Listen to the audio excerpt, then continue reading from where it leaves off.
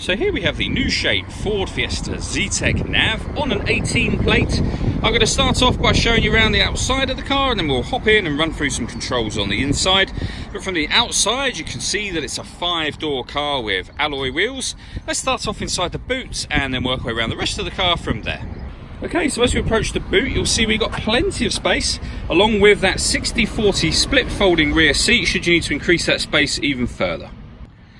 Okay, so we're just going to work our way back round to the front of the car, and then we'll hop in and run through some controls on the inside. But now that we've done a full circle of it, you can see it's in excellent condition the whole way round.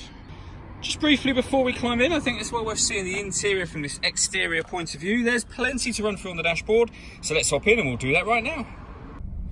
Okay, so now that we're inside the car, we're going to start with the dials. On the left-hand side, we've got the rev counter, and on the right-hand side, the speedometer.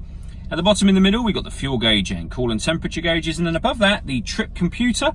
You can change the information that's displayed there using buttons on the steering wheel for various different types of menus, as you can see. Up in the top left-hand corner, if we leave it a few moments, we will get the total miles for the car will appear.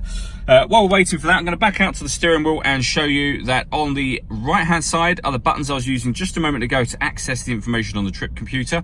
Below that, we've got stereo and phone controls, including voice activation for the phone. So you can hit that button, ask it to dial anyone in your contacts list, and it can do that for you without you having to take your phone from your bag or pocket. And then on the left-hand side, we have stereo controls, as well as cruise control and speed limiter.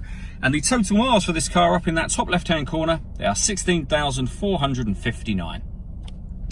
Over in the centre, we've got the touchscreen radio for the car. So firstly, when it comes to music, we've got AM, FM, DAB radio.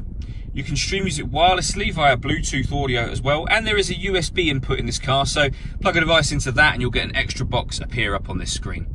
To pair your phone, hit this button here. Search for your vehicle on your device and select it once it is found. And then just follow those instructions. It's very easy to do. And this car's got satellite navigation as well. There's a full video showing how this works on both our website and on our Facebook page, which are both well worth checking out. Below that, we've got the air conditioning. So you can select the temperature, the fan speed, direction you'd like the air to be distributed in, then hit that button to turn the air conditioning on. So off or back on again. We've got a proper heated front screen just there, as well as the heated rear screen. A 12-volt charging socket and the USB input that I mentioned a moment ago.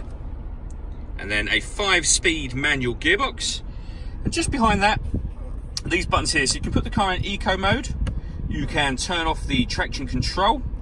And this button here turns off the stop and start. So this car is designed to cut out when it's stationary in traffic to save you fuel.